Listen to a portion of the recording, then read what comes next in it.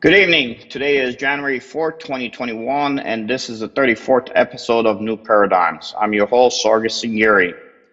As a technical note, I want our audiences to know that we have been shadow banned by Facebook for the past 2 weeks. The excuse that is being used by Facebook is that Sony Music Entertainment is disputing 20-second segment of our audio in our introduction clip, which you all saw right now. The music they are referencing has been part of our show for the past 34 episodes and was purchased by us through Smart Sound. The title of the album is Headline Corporate Dramatic, and the track name is Midnight Report from Smart Sound. We hope that this statement nullifies the excuse which Facebook has been using to shadow ban our programming.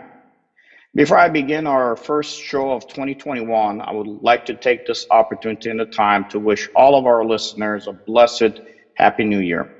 Our family and friends at New Paradigm understands the difficulties that our nation, our community, and you have had to face in 2020 given the coronavirus pandemic. It is our hope and our prayers that you and your loved ones enjoyed the holiday season under these difficult circumstances and that you will continue to move forward with all the blessings you can garner in the new year. My guest tonight is Mayor Barry Bass of Lincolnwood, Illinois. Mayor Bass has lived nearly his entire life in Lincolnwood as a child, as a young adult, and as a father of a growing family. He has spent the last 25 years in Lincolnwood as a small business owner. He ran for Lincolnwood mayor given he wanted to provide the community a leader with bold, creative ideas for attracting business, stimulating economy, and creating jobs that would make Lincolnwood a better place for everyone. Over the 12 years before he made the decision to run, he had seen the village infrastructure weaken, the Purple Hotel site lay vacant, and the village go from 2 million surplus to 3.6 million deficit. He ran to build a stronger village and also build a coalition of independent thinkers that could make his vision a reality. Mayor Bass will not be running in this re-election for 6 April 2021, but has been able to accomplish what he wanted to achieve and is hoping to move on to better and bigger adventures in support of the nation in the near future. Mayor Bass, it is great to have you on the show tonight. Barry, I know that we have known each other just for a short time since you came to my home last year and endorsed my run for the U.S. Congress in the 9th Congressional District of Illinois. But it feels that we've known each other for a lifetime. And with that, I welcome you to our show. Thank you very much. It's really an honor and a pleasure to be present on your show, by the way. And what you said in terms of an introduction, I don't think I could have said it better myself. So you are entirely spot on. I grew up in Lincolnwood. As a young kid, I moved for maybe 10 years after I was married in 1985, and I made it a point to come back to that village that I loved and found a house, bought it at a U.S. Marshal sale. By the way, I was in the real estate business and have a great deal of experience buying and selling, flipping properties. So I bought a home, started a family, and around 1997, I started to become active in the community. Helped an individual by the name of Glenn Udell run for mayor. He failed, but nonetheless, I kept an interest. I felt it very important that one must be active in a community, whether it's their own religious community, their own culture, the village as a whole. And the village really is made up of a number of communities. So I stayed involved, and I've been active since 2009. Started on the Parks and Recreation Board, and somewhere around 2015, I was slated by a party that I'm no longer with. It was called the Alliance Party. I was slated as a trustee. I was the top vote getter across the board, every precinct in Lincolnwood, and acted for 2 years as a trustee. So when you said, that I'm not continuing on, it's because I've fulfilled my objectives. I've done my time. As a trustee, I saw what was going on in the village of Lincolnwood, and what I saw wasn't nice. There was a vacant, the number one site in the village, which is the first Hyatt House hotel built by the Pritzker family and the Hyatt House organization. It's now known as the Purple Hotel property. Historically, it's probably most famous right now on a YouTube video for top 10 mafia hits. So here it is. Our epicenter of Lincolnwood is, dilapidated. And after the demolition of the hotel, it was then vacant for a number of years. So that was number one objective, get the hotel site developed, which we've done, and I'm sure the screen will come up. We've worked really hard to stimulate economic growth, one of which is through 32% of our tax base is automobile dealerships. And District 1860 is now the result of hard work of developing that Purple Hotel site. And it's going to be a mixed-use community of 300 luxury apartments, commercial space, and a 220-room dual-branded Marriott hotel, and the extended stay portion would be Spring Hill Suites. We've done literally everything one could possibly do. Ziegler's Auto Group moved in, 6900 North McCormick, and literally we have a Cadillac, GMC, Buick dealership, and Cadillac broke off so they can compete with the more high-end cars such as Tesla, BMW, Porsche, and they actually just acquired a 50,000 square foot building, and they're building a state-of-the-art showroom there. And we've done the same thing with the Lober family, and Porsche of Lincolnwood is the net result of a lot of hard work.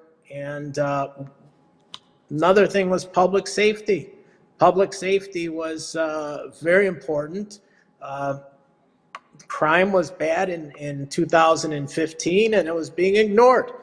So therefore, to make a long story short, and I could go into great lengths, every property specific or project specific, but I ran for trustee to make changes. And as a trustee, I saw nothing was getting done. Deals were made behind closed doors. Decisions were made by a village manager. It was board meeting night, and the trustees knew how to vote for some reason, and that's not how I operate. I'm an independent thinker. I surround myself with talented resources, and somewhere in late 2016, I decided I'm going to run for mayor. And fortunately, that run was historical because we trounced the incumbent. We trounced the Alliance Party, which was the ruling party of Lincolnwood for many, many years. And since I became mayor in 2017, every objective represented during that campaign was fulfilled. So therefore, going forward, I'm choosing to pass the baton off. We've got some great candidates, some independent candidates. We've got Georgine Klepes-Nickel, who's acted, she's gone on me to meetings. We've met with the most sophisticated business people out there to develop properties, to stimulate growth. She was with me. She's running for mayor. We've got independent trustees that are running. Stuart Salaka, financial analyst. Ronald Cope, the legend I call him. He's probably one of the brightest guys I've ever met. This is probably his third term running for trustee. He's a municipal lawyer by trade, and He said he's going to give it another go. And we have Raul Thompson, a wonderful young gentleman with a growing family, growing home. And he's been in sales, high-end automobiles. And these are the people that are going to give a voice to the residents of Lincolnwood. And I'm pleased and I'm happy they're going to carry on whatever has been created, whatever in the pipeline. They will continue, and they will springboard off of these achievements and compound whatever has been accomplished. No, Mr. Miller, you're right, because as you were speaking, I know we're going through a lot of slide decks out there showing some, and this is not all of the accomplishments, because I know this was a briefing that you gave to the Chamber of Commerce, where I was also, thank you very much for being invited there to listen in, because we're looking at how to grow businesses in the future, especially internationally in Lincolnwood. So look, once you have set that strong base and you've accomplished your mission, I think it's good to be able to, give an opportunity for others to run and an opportunity to support those independents. If I may interrupt, that flyer that was held up just now, that was my campaign flyer for the candidacy of independent mayor of the village of Lincolnwood. And everything stated on that flyer is what has been accomplished. No, the hotel isn't built yet. We are going back and forth on some final touches to begin preparation for the sale of what's called TIF notes or bonds. Once building permits are issued, that's going full force forward. And then after we get notice of completion of financing and construction financing, then the shovels and the tractors hit the ground, and there's a 18-month period that it will take to complete the construction phases of the project, which is literally a $200 million project. So No, Mr. Mayor, and that's why we showed those slides that you've already had as far as what it's going to look like in the future. And I know because for the longest time we used to drive on Lincoln Avenue and not see anything built there. At least we saw the fences go up this year, and we saw that there's opportunities for discussions, and read the news, open source news reports that we are at a point where it will be built. So thanks to that vision that you had, and thanks to all the hard work. And I wish that most of our politicians were able to come in and get these things done. One key note in what you said is that when they're independent, they have much more room to maneuver to get these things done for the residents of the district. A lot of times I've seen individuals, regardless of where they're running, they come in, they are not independent. They're tied to a slate. That slate is tied to someone higher in U.S. government that puts pressure on them, and then they forget to serve the citizens. And then when you look at their records, you see that they haven't accomplished anything whether it be in a trustee position or be in a mayor position. Why? Because they've been too tied to a political party. And one of the reasons I ran, and I've encouraged people to run, I know you mentioned Stuart. He came to my house, sat here, talked to me.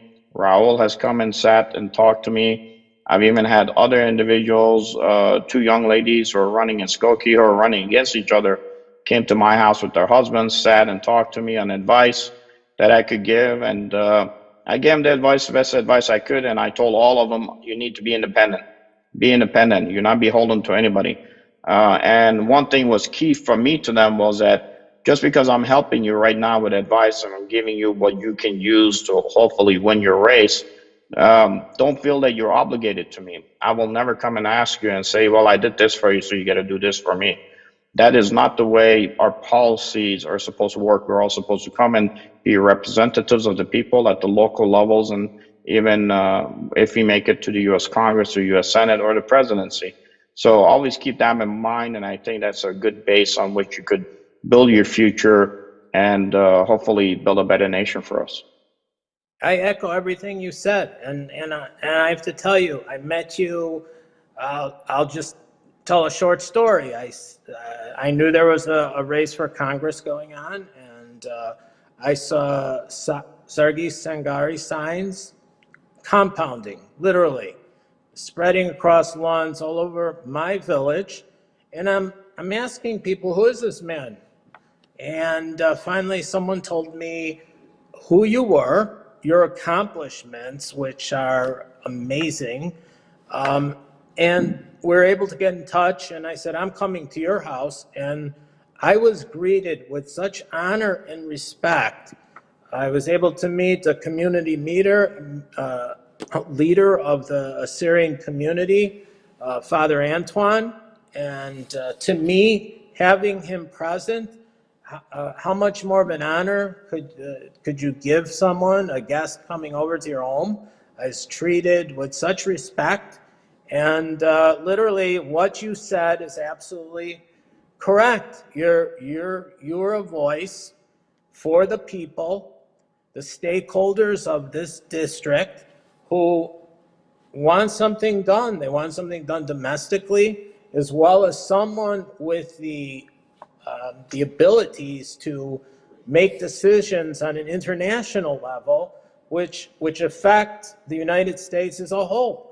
So you need a good combination of local domestic services for your constituents in the district, as well as international talents and abilities, which you have through 20 plus odd years of military experience, U.S. intelligence, and your work as a journalist, and some of the research that you've done. I was blown away, literally, after I left your home. So there's something about you being a genuine individual, which connected with me. So I feel like I've got a close friend, and we've only known each other for maybe 5-6 months. So I just felt it was very important to talk about our encounter and meeting such honorable people like yourself. No, thank you very much, Mr. Mayor, and I'm glad I was able to help. Of course, we didn't win the race. We got a 107,000, I think 818 votes at the end, and we're still there's like almost 39,000 to 40,000 votes that really are not accounted for. Could have been even up north of possibly 140,000, but that's what the official numbers are right now that we've certified at least, and. With $43,000 really in the coffers, most congressional races you spend millions of dollars, if not hundreds of thousands of dollars. But I think when you give an opportunity for voters and you give, a option for them, they will do the right thing and they will choose, the best candidate that they want to see in office. Name and face recognition is important, as you know, Mr. Mayor. The first time out, a lot of people don't know who you are. They may go with the incumbent. Incumbents usually win the 80% of the races. But it's just a building block. And my job was to try to get other young Assyrians, as I told them in my community, to try to run. And like I said, I've accomplished that mission because beforehand, you didn't have anybody running. Now the small ethnic community, at least mine, has been out there. We have 4 individuals that are in the 6 April elections here in both Skokie and Lincolnwood, 2 in trustee positions that they're seeking, and 2 are looking for the park position. So we do what we can, You've done an amazing job to wake people up, to make them realize in local government, it's the little things. It's every step, every action you take can make a difference, because it's true. Every vote counts. And it's very important, constituencies, whether it be a culture, religious, whatever the case may be, it's very important to me to stay, you can be separate and distinct in terms of what you do, what you are, but yet be a part of the greater community as a whole. And by you waking up the younger generation to step forward to reflect the majority views of your culture, I think that's an amazing accomplishment. And by a guy like Stuart Salaka stepping up in Lincolnwood, I commend him. To even run for an office is a huge endeavor. And to make that sacrifice and say you're jumping in the pool, I give a lot of credit to anybody that does that, no matter where they're from. So there's a lot of good things happening for Lincolnwood. And the fact that I have the ability to sit here and talk about accomplishments, I could come here and sit and say nothing because I did nothing. But the fact of the matter is that some of those slides, I'm just going to quickly rattle through them. You have a Porsche dealership that a family that's been in Lincolnwood since, maybe not quite since 1958, but a Mercedes-Benz dealership, family owned. There was the Porsche portion of the franchise was in jeopardy that they might have to move out of Lincolnwood. Lincolnwood depends on those tax dollars to exist. They were going to have to move to Chicago, but we were able to help them acquire a parcel of property next to Binny's liquor store, which enabled them to fulfill the requirements for a new state-of-the-art Porsche showroom. So Porsche Parent Company gave them their blessing, and that was the start of a tremendous project. And we had the ribbon cutting maybe 3 weeks ago, and to see a smile on Mike Lober's face, it was worth every bit of the effort, helping that man that invested and had the trust and faith to get it done, to get going. We also did a new water main transmission. Our water source used to be Chicago. The price was becoming prohibitive.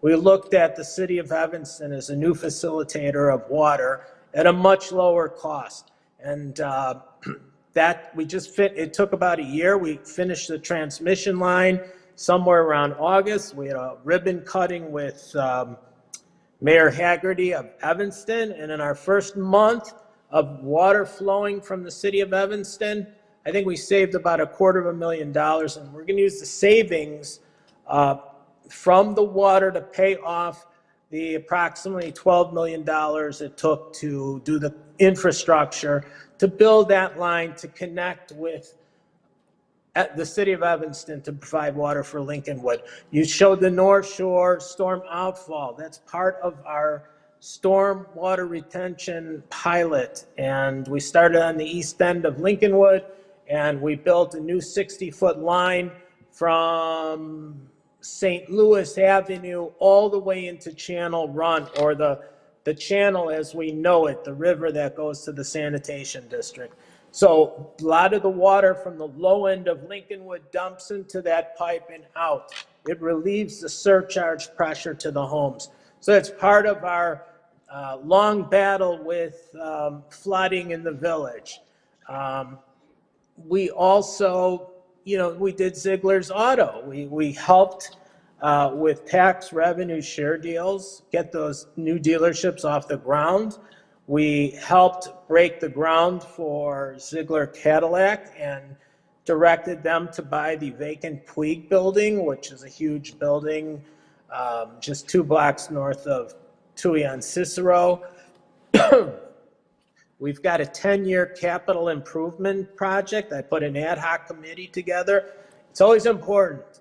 Don't have an ego. Surround yourself with people way more talented than yourself to get together and to put concepts together to make sure you have a financially, economically feasible plan to repave streets, redo water mains, just any capital infrastructure improvement has to be planned out and done cyclically over a course of time so you can complete it based on your financial state of the village. We were able to accomplish that.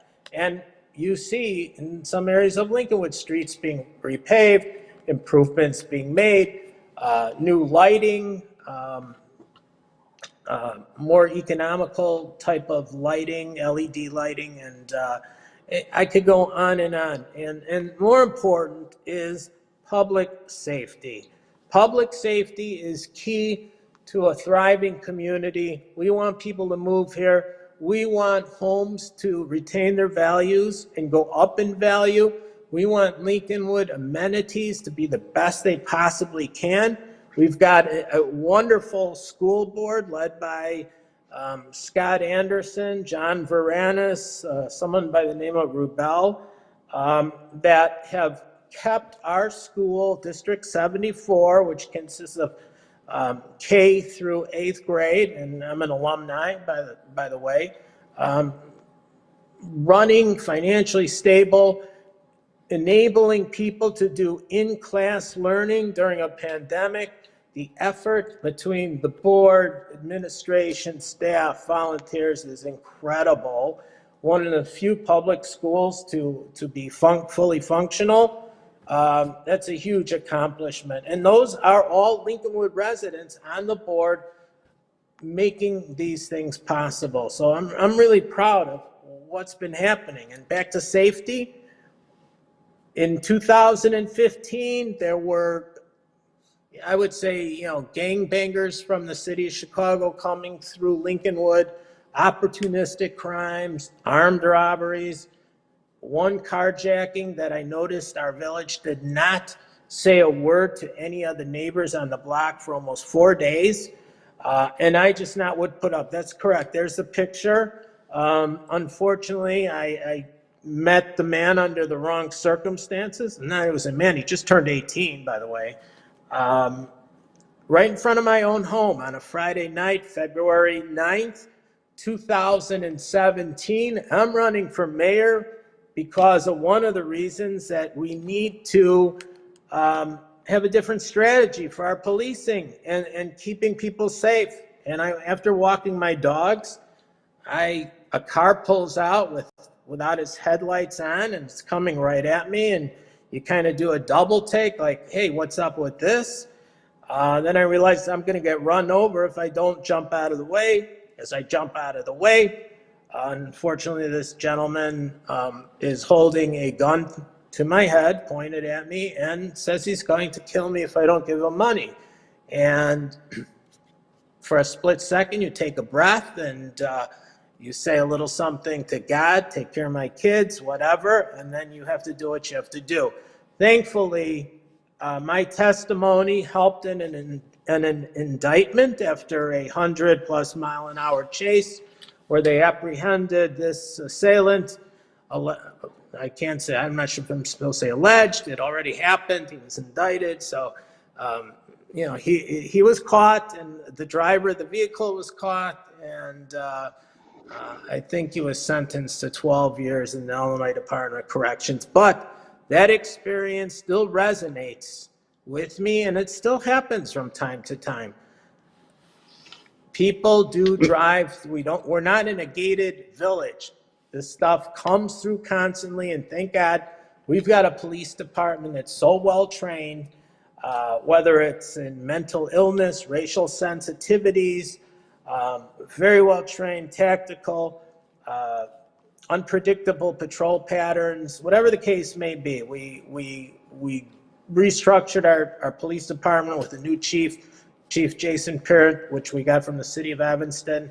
We brought down crime double digits, and yes, once in a while things do happen, but due to community policing and the interaction with the community to call when they see something, call 911, an emergency, something unusual, all of that collaborative effort has resulted in double-digit reduction of level 1 crime.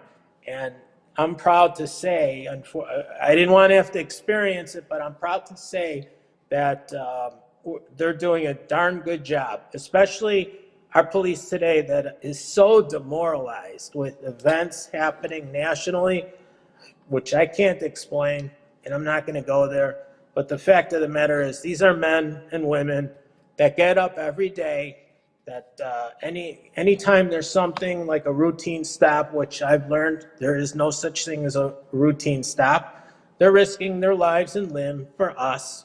and they're going on and protecting us. So I applaud them. So Well, Mr. we're Mayor, fortunate. we're fortunate that you actually survived that incident and you took the right steps to be able to come out of it unscathed. It is a reality of it from a guy who's seen plenty of guns on the battlefield. Trust me, a lot of people don't understand what you have to go through in the process to be able to deal with these things. And when you're a civilian, the rules are a little bit more difficult for what you could do. In my case, they were easier. I knew exactly what I had to do with my weapon systems that I had in my hand.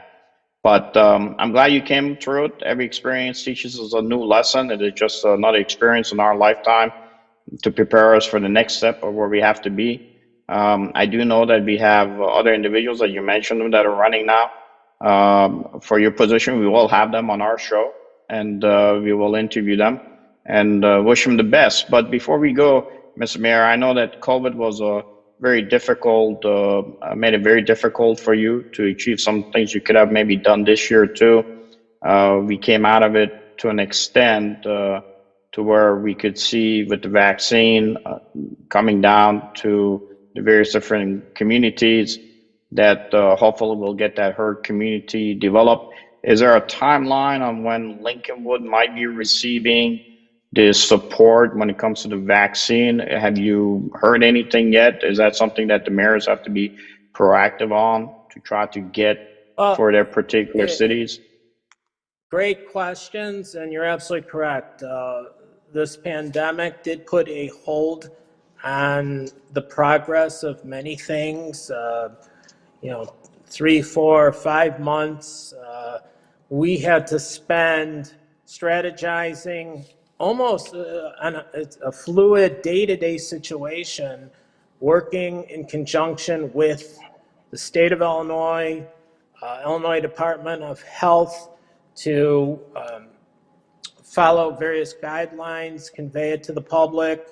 Um, it's nonstop. I myself, at one time though, when there's a shortage of PPE equipment, made it a point to get donations and distribute masks to our seniors, the most vulnerable. We've got a number of condo buildings within the village, and I have to tell you, it was a very fulfilling effort.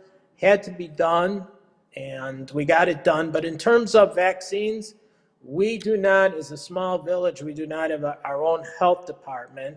So we have to rely on Cook County and the Illinois Department of Health to roll out the phased vaccine allocations. And right now they started in what classification 1A, various medical first responders, medical workers, frontline workers, typically the most vulnerable, which I think is 75, age 75 and up. I don't want to get into an ageism thing, but unfortunately they have a classification of what a senior is and age. So many vulnerable residents at nursing homes, senior care centers are being vaccinated, private individuals, doctors, nurses, things, those types of workers. Then they're going to roll it into 1B, 1C, and I think 1C is when the average resident under 65 years of age will begin to get vaccinations. And typically the plan is the distribution goes to either hospitals or a Walgreens, CVS location.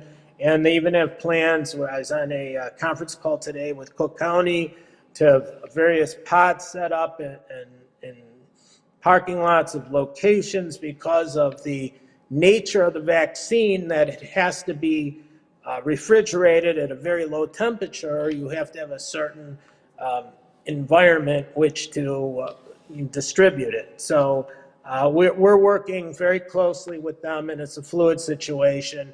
I'd love for things to be quicker. I'd love for everyone to get a vaccination as soon as possible. But unfortunately, it will take some time. but it is in the works, and there are some good people working for the county and some very self-sacrificing, dedicated people involved in making it all happen. So with a little patience, we will all get through this. We will be fine. No, we will be fine, Mr. Mayor, and thanks to the hard work of the current administration and the POTUS for actually getting this vaccine out, and multiple vaccine at the time that we never imagined could have been delivered. And let's hope that that we won't have further complications in the future, and lessons learned. We'll have a better plan given the next pandemic that may hit. With that said, Mr. Mayor, I know our time is running short. We'd love to sit down and talk to you a little bit more. I myself going to be heading out to Washington. I was asked to head to Washington sometime tomorrow. We'll be back next week sometime, and hopefully we get a chance. We'll sit down and talk. Just because you're not in a public position after 6 April, there will be a new mayor on 7 April for Lincolnwood. That does not mean that your work has stopped. I know that you have other plans and still trying to get international businesses here to help. Lincolnwood is very important, and sometimes you have more flexibility being outside of a particular job title than you are when you're in it. So, and some of the stuff I did once I retired from the military, I could not have done while I was in the military. So it gives me that flexibility, and I'm still hopeful that we can sit down and even talk to the other mayors out of the 9th congressional district and try to do what we can to be able to support them, because it's not a matter of just being in a particular job title to get the credit for it. It's a matter of just helping our community, because our children and our grandchildren are hoping that we will leave them something better in the long run. With that said, Mr. Mayor, I'll give you the last word. If you could remind us again about the individuals that we should be looking out for 6 April election, and then, of course, last closeout is in your hands, sir. No, you're almost like a mind reader. I got to tell you this, Sargis. First of all, I want to wish everyone a happy New Year, happy, healthy New Year, and to everyone that I've met, that I've known, that I'm going to know.